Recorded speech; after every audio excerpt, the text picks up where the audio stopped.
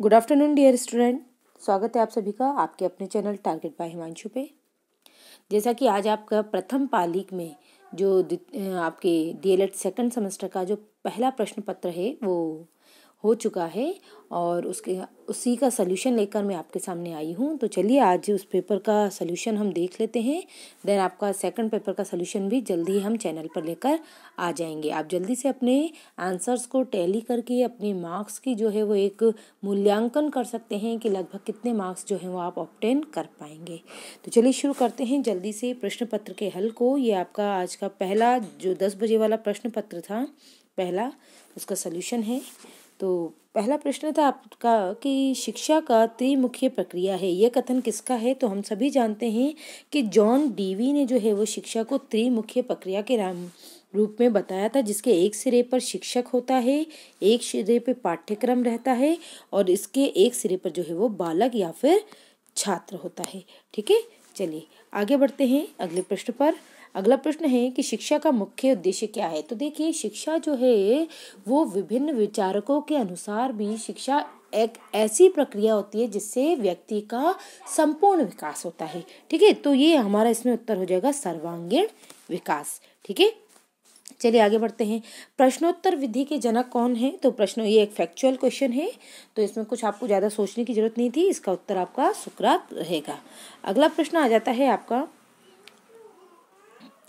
प्रश्न नंबर 4 पे आ जाते हैं हम कि शिक्षण को रोचक और प्रभावी बनाती थी है। देखिए कभी भी शिक्षण अधिगम प्रक्रिया जो कराई जाती है उसमें टीएलएम का बहुत ज़्यादा जो है वो महत्व रहता है। तो अगर हमें शिक्षण प्रक्रिया को रोचक बनाना है तो उसके लिए शिक्षण में जो प्रयुक्त युक्तियाँ होती हैं जैसे कि मॉडल, चार्ट वगैरह है ना, इनका यूज़ करना सबसे ज़्यादा उपयुक्त माना जाता है। अगला है बुनियादी शिक्षा के दार्शनिक से संबंधित है। तो भाई महात्मा गांधी जी के द्वारा जो है वो बुनियादी शिक्षा की बात जो है वो वर्धा में 1937 में की गई थी। उसके बाद 1972 में इसको जो है वो एक प्रस्ताव के रूप में भारत में पारित किया गया। और अगर हम उत्तर प्रदेश के परिप्रेक्ष्य की बात करें तो 1993 में इसको जो है वो उत्तर प्रदेश सरकार के द्वारा अपनाया गया था। अगला प्रश्न है आपका कि ये भी एक फैक्चुअल क्वेश्चन आ जाता है आपका कि विश्व जल दिवस कब मनाया जाता है? तो 22 मार्च को जो है वो विश्व जल दिवस मनाया जाता है। ठीक है, अगला प्रश्न है कि पाठशाला को एक बाग और शिशु को एक पौधा किसने माना है? तो ये हम बात हो रही है यहाँ पर किंडर गार्टन पद्धति की। ठीक है ना, तो किंडर गार्टन पद्धति के प्रतिपादक जो है वो फ्रॉबेल है। ठीक है ना, फ्रॉबेल है, इसका उत्तर फ्रॉबेल रहेगा। अगला प्रश्न है दिवा स्वप्न पुस्तक के रचनाकार? तो गिजुबाई बधेका। ठीक है ना, जिन्होंने हमेशा बाल केंद्रित शिक्षा के बारे में बात की थी। अगला प्रश्न है घर पर दी जाने वाली शिक्षा कहलाती है? तो घर पे जिस प्रकार की शिक्षा दी जाती है उसमें कोई निश्चित समय नहीं होता है, कोई निश्चित स्थान नहीं होता है, तो इस तरह की शिक्षा को हम अनौपचारिक शिक्षा के रूप में मानते हैं। ठीक है, अगला प्रश्न है प्रत्येक वस्तु जो कि प्राकृतिक है, अच्छी है, परंतु मनुष्य के हाथों से खराब हो जाती है। देखिए इस तरह का कथन जो है वो जाहिर सी बात है एक प्रकृतिवादी के द्वारा ही दिया जा सकता है। और अगर हम प्रकृतिवादियों में बात करें तो सर्वप्रथम नाम आता है रूसो का। ठीक है, तो इसका उत्तर आपका रूसो रहेगा। अगला प्रश्न है प्रोजेक्ट विधि किस दर्शन पर आधारित है? देखिए प्रोजेक्ट जब बनाए जाते हैं तो इसमें हमेशा क्रियात्मक रूप से बालक सक्रिय रहता है। तो क्रियात्मक रूप से सक्रिय रहना और अनुभवों की बात, व्यवहारिक अनुभवों की बात कौन करता है?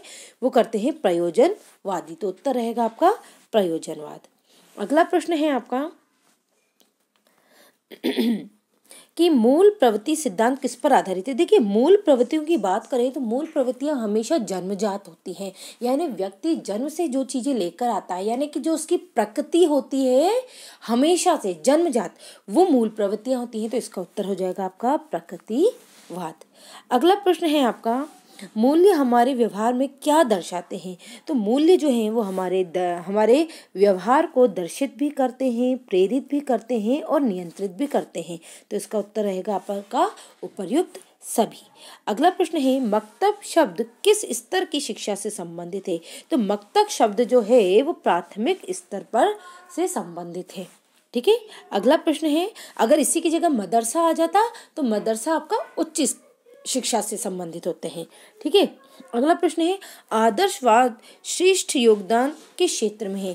तो आदर्शवाद, देखिए आदर्शवाद बात करता है ईश्वरीय शक्ति का, है ना, शिक्षक केंद्रित शिक्षा का। ठीक है, तो इसमें बालक तो हो ही नहीं सकता, क्योंकि आदर्शवाद सदैव शिक्षक केंद्रित शिक्षा की बात करता है, जैसे कि वैदिक काल में की जाती थी। पाठ्यक्रम से इसका कोई संबंध नहीं है। आदर्शवाद पाठ्यक्रम निर्माण से संबंधित कतई नहीं है। ठीक है ना, और उद्देश्य में इसका कोई भी महत्व नहीं है, क्योंकि ये आदर्शवाद हमेशा बात करता है ईश्वरीय शक्ति की और शिक्षक केंद्रित शिक्षा की। तो इसका उत्तर हो जाएगा आपका शिक्षण में। ठीक है ना, शिक्षण में इसका उत्तर रहेगा। ठीक है, तो यहाँ पे आपके ये जो वस्तुनिष्ठ प्रश्न है वो कंप्लीट होते हैं। बिल्कुल सिंपल जो है वो आपके वस्तुनिष्ठ प्रश्न थे। अगर आप थोड़ा सा भी इसमें सोच विचार करते तो आई होप कि आपका एक भी प्रश्न जो है वो गलत नहीं होने वाला है। ठीक है, तो 15 नंबर तो आपके बिल्कुल पक्के हो ही जाते हैं। अब चलते हैं हम अति लघु उत्तरीय प्रश्नों पे।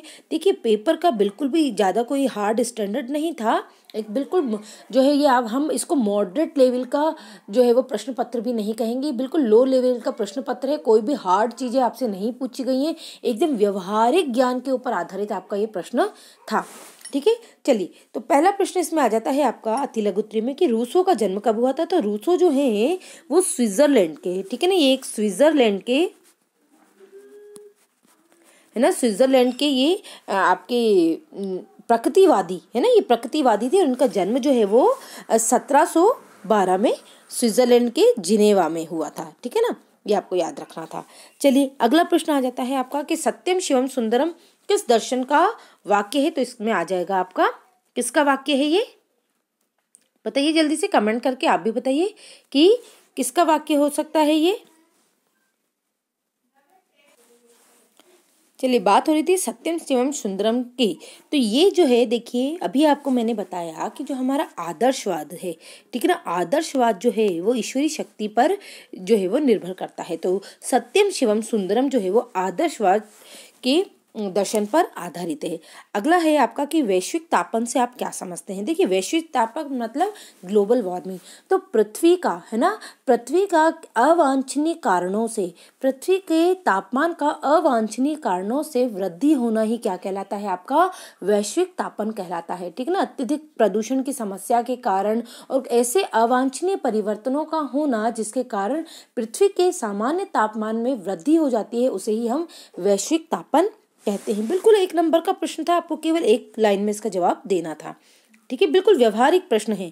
आगे बात करें हम कि मूल्यों का क्या अर्थ है ना, किसी विद्वान की परिभाषा दीजिए। तो आपको अगर हम मूल्यों की बात करें तो मूल्य क्या होते हैं कि जो संस्कार हमें हमारी संस्कृति से प्राप्त होते हैं, हमें हमारी जो है वो पैतृक संपत्ति के रूप में हमें हमारी जो है वो परिवार से मिलते हैं, वो हमारे क्या कहलाते हैं, मूल्य कहलाते हैं। मूल्यों के द्वारा ही किसी व्यक्ति के चरित्र का निर्माण होता है और किसी भी व्यक्ति के महान व्यक्तित्व के निर्माण के लिए उसके मूल्य अत्यंत आवश्यक होते हैं। तो मूल्य जो है वो एक आधारभूत तत्व होते हैं जो व्यक्ति के व्यक्तित्व के निर्माण में, किसी व्यक्ति के व्यक्तित्व और चरित्र के निर्माण में बहुत उपयोगी होते हैं। आगे चलते हैं कि पर्यावरण शब्द किन दो शब्दों से मिलकर बना है। तो पर्यावरण शब्द जो है वो परिधन आवरण से मिलकर बना है, जिसमें परि का मतलब होता है हमारे चारों ओर, परिधीय भाग में परितः। ठीक है ना, परितः मतलब चारों ओर, परिधीय भाग मतलब जो हमारे चारों ओर फैला हुआ है। आवरण मतलब एक आवरण, एक चादर की तरह जो हमें ढके हुए है, वही आपका पर्यावरण कहलाता है। ठीक है, आगे बात करते हैं। स्वामी विवेकानंद जी के बचपन का नाम क्या था। आप देखिए बिल्कुल बिल्कुल सरल है ना, नरेंद्र नाथ दत्त इनके बचपन का नाम था। आगे बात करें कि विश्व जनसंख्या दिवस कब मनाया जाता है। तो ये भी फैक्चुअल क्वेश्चन है आपका कि ये मनाया जाता है आपका 11 जुलाई को। अगला प्रश्न आ जाता है कि शिक्षा का सार्वभौमिकरण किसे कहते हैं। देखिए सार्वभौमिकरण मतलब कि जो सभी जगह पर समान रूप से वितरित हो, है ना, ऐसी चीज जो सभी जगह पे समान रूप से वितरित हो वो कहलाती है सार्वभौमिक। तो शिक्षा के सार्वभौमिकरण का मतलब ये होता है कि हमारे देश के प्रत्येक वर्ग तक शिक्षा का समान रूप से पहुंचना ही शिक्षा का सार्वभौमिकरण कहलाता है। ठीक है, अगला प्रश्न आ जाता है कि बौद्ध धर्म की शिक्षा क्या है, बौद्ध शिक्षा क्या है। तो देखिए, वैदिक काल में जो हमारी भारतीय संस्कृति थी और भारतीय शिक्षा थी, जो वैदिक शिक्षा थी, उसमें अनेक प्रकार की कुरीतियां जो है वो धीरे धीरे शामिल होना शुरू हो गई थी, जैसे कि स्त्री और शूद्र लोगों को हीन भावना से देखना। ऐसे में जब गौतम बुद्ध का जन्म हुआ तो इन्होंने जो है वो एक नए धर्म की स्थापना की, जिसे हम बौद्ध धर्म के नाम से जानते हैं। और इस धर्म में सभी को समान दृष्टि से और समान जो है वो सम्मान की दृष्टि से देखा जाने लगा।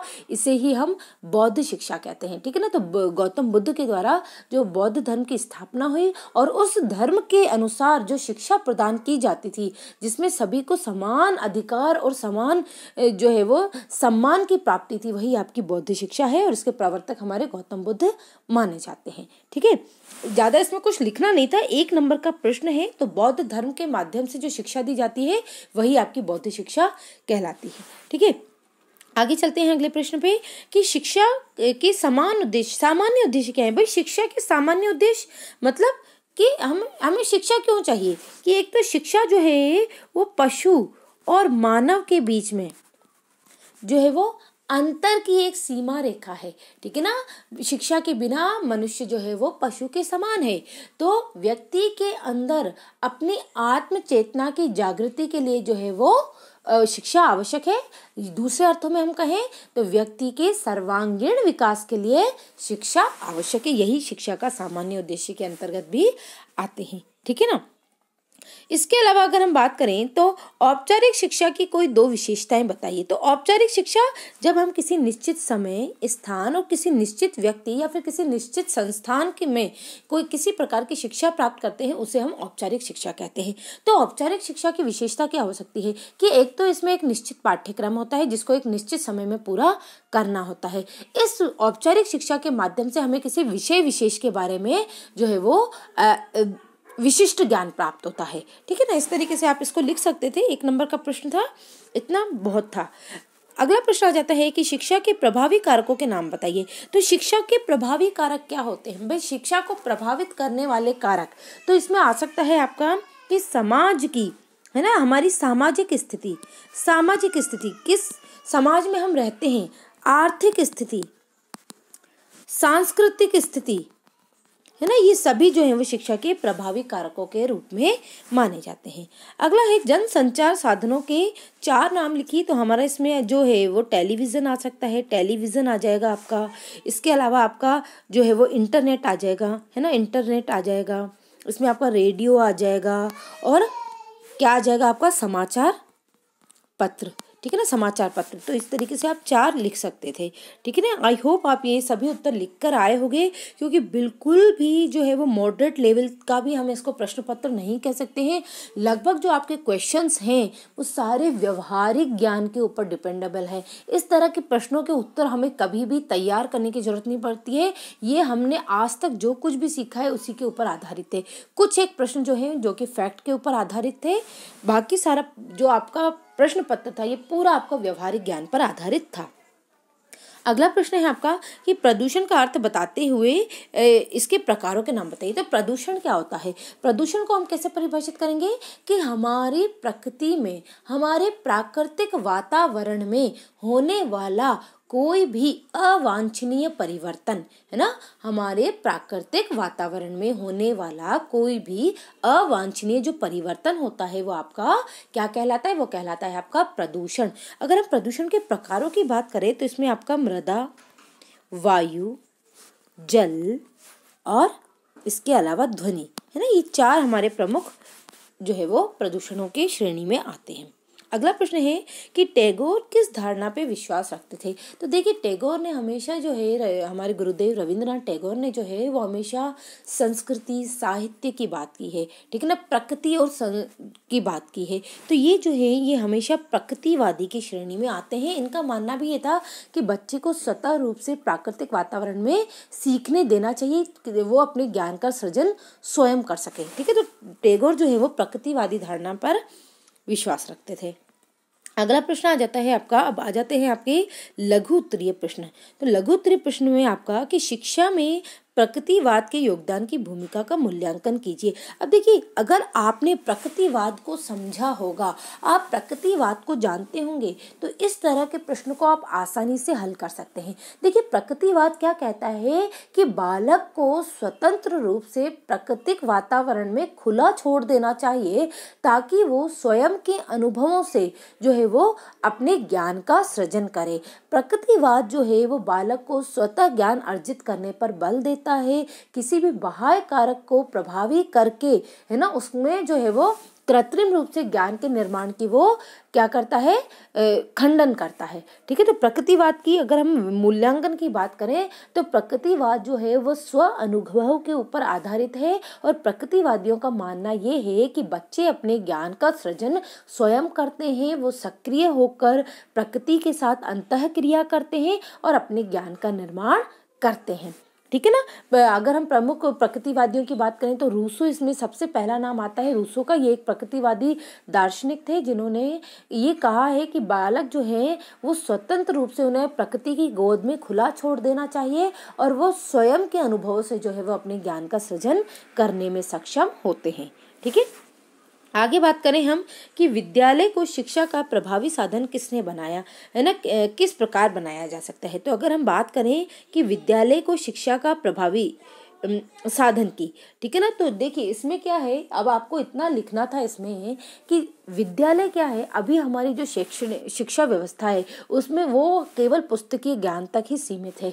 ठीक है, पर विद्यालय में विभिन्न प्रकार की सामाजिक गतिविधियों के माध्यम से हम बच्चे के अंदर उसके नैतिक, सामाजिक, संवेगात्मक मूल्यों का विकास भी कर सकते हैं। विभिन्न प्रकार के शारीरिक क्रियाकलाप, खेल कूद, ये सभी जो है वो बच्चे में जो है वो सामाजिक की भावना का विकास करते हैं। इसके साथ साथ विभिन्न प्रकार के पारस्परिक जो क्रियाकलाप कराए जाते हैं उससे, है ना, जैसे कि बाल सभाएं करवाई जाना, बच्चों में वाद विवाद प्रतियोगिताओं का जो है वो वाद विवाद प्रतियोगिताएं कराने, ये सब क्या करती हैं, बच्चों में सहयोग की भावना का विकास करती हैं, जिससे बच्चों को क्या है, स्कूल के माध्यम से पाठ्य पुस्तकीय ज्ञान तो मिलता ही है विषयवार, पर उसके साथ साथ बच्चों में नैतिक, सामाजिक गुणों का भी विकास होता है। ठीक है, तो इस तरीके से हम विभिन्न प्रकार के क्रियाकलापों के माध्यम से और विभिन्न प्रकार की स्वस्थ जो प्रतियोगिताएं होती हैं, एक हेल्दी कंपटीशन के माध्यम से जो है बच्चे में विभिन्न प्रकार के मूल्यों का विकास कर सकते हैं।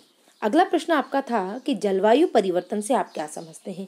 जलवायु परिवर्तन मतलब किसी जलवायु का मतलब क्या होता है कि जब किसी निश्चित स्थान पर, है ना, किसी निश्चित स्थान का जो मौसम होता है ना, किसी निश्चित स्थान की पर्यावरणीय अवस्थाएं जो कि 30 साल से अधिक समय से वैसी ही है, उसे हम वहाँ की जलवायु कहते हैं। जलवायु जो होती है वो एक निश्चित स्थिति होती है। ठीक है ना, जलवायु में हमेशा परिवर्तन नहीं होता है। ठीक है ना, जलवायु में परिवर्तन नहीं होता है, ये एक किसी स्थान की एक निश्चित पर्यावरणीय अवस्थाएं होती हैं। तो अगर हम बात करें जलवायु परिवर्तन से, तो किसी स्थान की स्थिर अवस्थाओं में और निश्चित पर्यावरणीय अवस्थाओं में जब कोई परिवर्तन आ जाए। अब निश्चित पर्यावरणीय अवस्थाएं क्या होती हैं भाई, वहाँ का ताप, वहाँ की वर्षा की स्थिति, वहाँ पर वायु का वेग, ये सभी क्या कहलाती हैं, ये कहलाती है पर्यावरणीय अवस्थाएं। तो किसी निश्चित स्थान की पर्यावरणीय अवस्थाओं में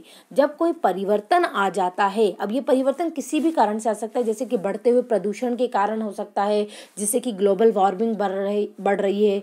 ठीक है ना, तो जब किसी स्थान पर कि निश्चित पर्यावरणीय अवस्थाओं में परिवर्तन होने लग जाता है, तो इसे हम क्या कहते हैं, जलवायु परिवर्तन कहते हैं। आगे बात करें हम कि जनसंचार के साधनों की भूमिका बताइए। ठीक है ना, अब जनसंचार के साधनों की क्या भूमिकाएं होती हैं। देखिए, अगर हम सबसे पहले बात करें इसमें समाचार पत्र की, तो समाचार पत्र जो है वो हमें देश विदेश की विभिन्न जो भी घटनाएं हो रही हैं उनसे हमें अवगत कराता है। कोई भी सरकार के द्वारा जो नई रणनीति तैयार की जाती है उससे वो हमको अवगत कराता है। ठीक है ना, उसी प्रकार से अगर हम बात करें रेडियो की, तो रेडियो जो है वो शिक्षित और अशिक्षित दोनों ही प्रकार के व्यक्तियों के लिए एक अच्छा संचार का माध्यम है, जिससे कि, और ये सबसे बड़ी बात रेडियो की ये है कि ये हर जगह अवेलेबल भी रहता है। ठीक है ना, हर तरह के ग्रामीण एरिया में जो है वो रेडियो हमें अवेलेबल रहता है। भले ही वहाँ पर अगर कोई जैसे कि बिजली की भी समस्या है तो भी वहाँ पर रेडियो कार्यक्रम जो है वो संचालित हो पाते हैं। तो रेडियो के माध्यम से जो है वो शिक्षित और अशिक्षित व्यक्ति सभी जो है वो देश विदेश और हमारे आसपास के इलाकों में क्या घटनाएं घटित हो रही हैं और क्या क्या नए अनुसंधान हो रहे हैं उसके बारे में जानकारी प्राप्त कर सकते हैं। अगर हम बात करें टेलीविज़न की, तो टेलीविज़न भी जो है वो एक बहुत ही महत्वपूर्ण भूमिका निभाता है व्यक्ति के ज्ञान में वृद्धि की। देखिए, पाठ्य पुस्तक की ज्ञान ही केवल शिक्षा नहीं होती है, बल्कि व्यक्ति जीवन पर्यंत जो अपने आप आसपास के वातावरण से जो सीखता है वो भी शिक्षा के ही अंतर्गत आता है, पर वो एक अनौपचारिक प्रकार की शिक्षा होती है। टेलीविजन, रेडियो, समाचार पत्र, ये इंटरनेट, ये सभी ऐसे साधन हैं जो व्यक्ति की अनौपचारिक शिक्षा के केंद्र होते हैं। ठीक है ना, इन्हीं से व्यक्ति जो है वो अनौपचारिक शिक्षा को प्राप्त करता है। ठीक है, तो टेलीविजन के महत्व से भी आप अनभिज्ञ नहीं है कि टेलीविजन किस प्रकार से दृश्य और श्रवण माध्यम से हमारे ज्ञान में वृद्धि करता है। ठीक है ना, बिल्कुल भी जो है वो टफ प्रश्न नहीं थे, एकदम व्यवहारिक ज्ञान से संबंधित ये प्रश्न थे। ठीक है, आई होप, मेरे को पूरा विश्वास है कि आपका प्रश्न पत्र जो है वो बड़ा अच्छा रहा होगा। अगला प्रश्न आ जाता है कि आपका प्रकृतिवाद में पाठ्यक्रम किस प्रकार का होना चाहिए, वर्णन कीजिए। प्रकृतिवाद, अभी हमने बात की कि प्रकृति क्या कहती है कि बच्चे को खुले वातावरण में प्रकृति की गोद में छोड़ दो, बच्चे अपने ज्ञान का स्वयं अर्जन करेंगे। तो प्रकृतिवादियों के अनुसार अगर हम पाठ्यक्रम की बात करें तो प्रकृतिवादी जो है वो पाठ्यक्रम को व्यवहारिक ज्ञान से संबंधित करने के लिए मानते हैं। उनका मानना ये होता है, थोड़ा बहुत प्रयोजनवाद से संबंधित रहता है हमारा प्रकृतिवाद भी, क्योंकि ये भी स्व अनुभवों के ऊपर ही डिपेंड रहता है। ये पाठ्य पुस्तक के ज्ञान से ज्यादा महत्व देता है व्यक्ति के व्यवहारिक ज्ञान पर, और व्यक्ति जो अपने स्व अनुभव से प्रकृति की विभिन्न क्रियाकलापों से जो सीखता है। ठीक है, तो प्रकृतिवादियों का कहना यह है कि बच्चे को किसी कक्ष में बांध कर न पढ़ाया जाए, बल्कि उसको खुले वातावरण में प्रकृति की गोद में जो है वो स्व अनुभवों के माध्यम से शिक्षा प्राप्त करनी चाहिए। आगे बात करें हम कि शिक्षा के प्रभावी कारक के रूप में समाज की विवेचना कीजिए कि समाज जो है वो शिक्षा का प्रभावी कारक कैसे होता है।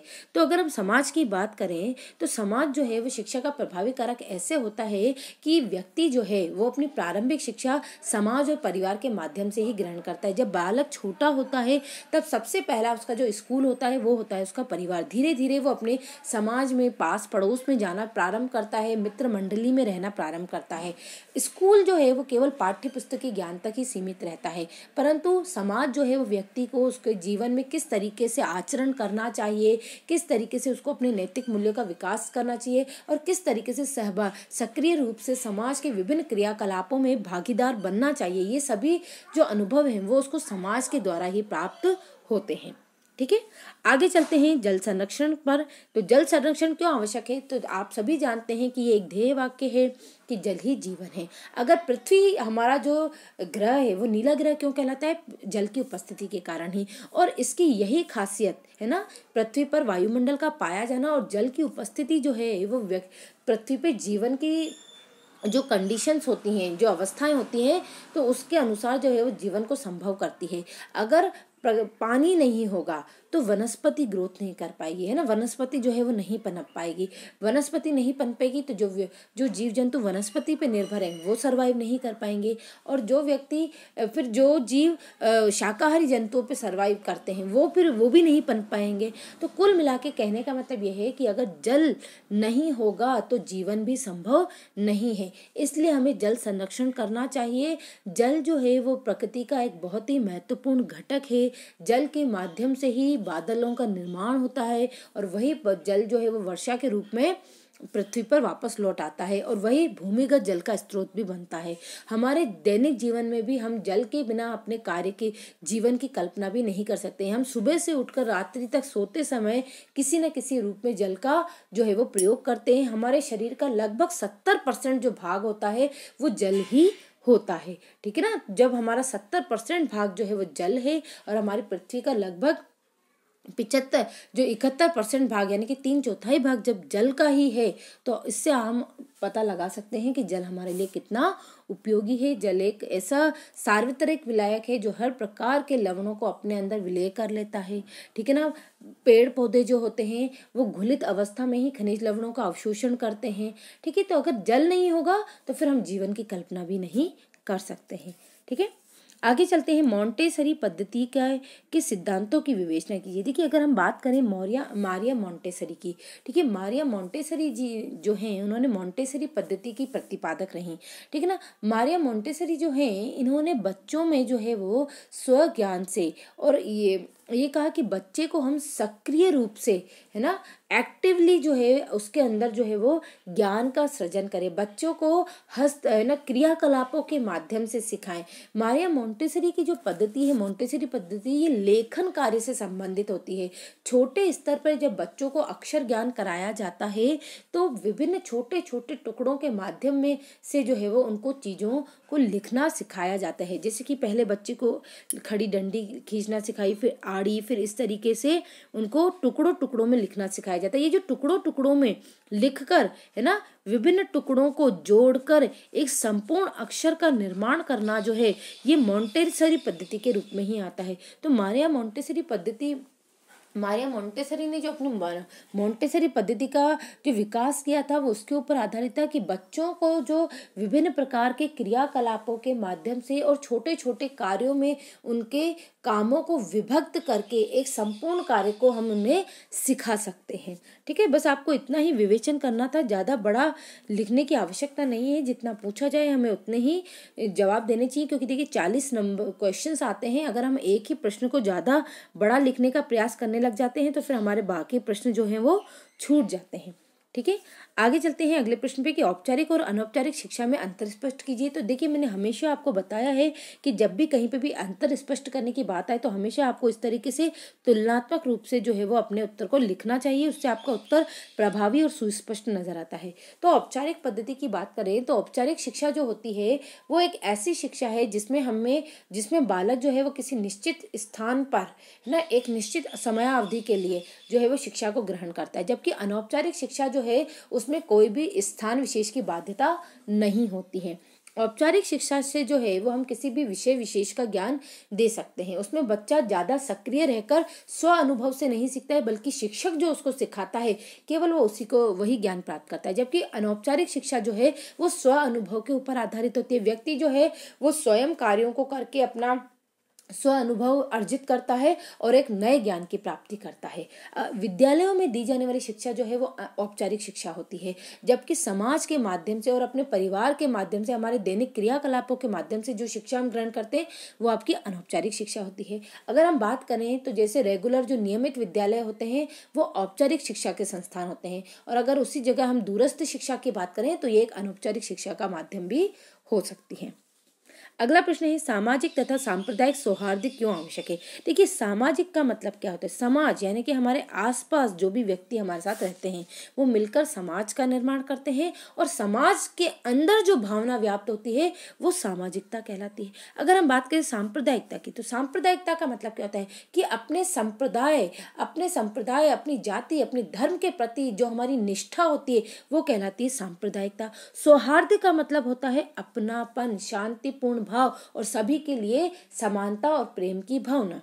तो सामाजिक और सांप्रदायिक सौहार्द हमारे समाज के लिए इसलिए आवश्यक है कि अगर हमें एक सही समाज का निर्माण करना है, अगर हमें एक स्वस्थ मानसिकता का निर्माण करना है, अगर हमें हमारे देश के नागरिकों के अंदर राष्ट्रीयता की भावना का निर्माण करना है, सामाजिकता की भावना का निर्माण करना है, मानवता की भावना का निर्माण करना है, तो उसके लिए हमें सामाजिक और सांप्रदायिक रूप से सौहार्द को स्थापित करना पड़ेगा।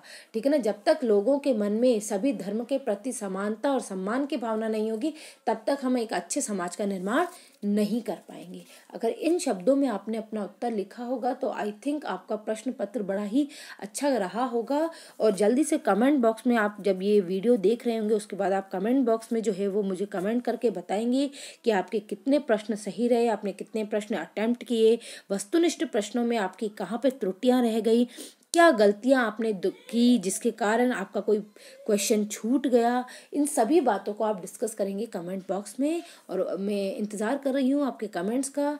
और मेरे को पूरी उम्मीद है कि आपका प्रश्न पत्र अच्छा ही रहा होगा, और आई थिंक मुझे मेरा कमेंट बॉक्स जो है वो इन्हीं बातों से भरा हुआ मिलेगा कि मैम हमारा पेपर बहुत अच्छा गया। चलिए इन्हीं शुभकामनाओं के साथ अब मिलेंगे हम अगले प्रश्न पत्र के सॉल्यूशन में।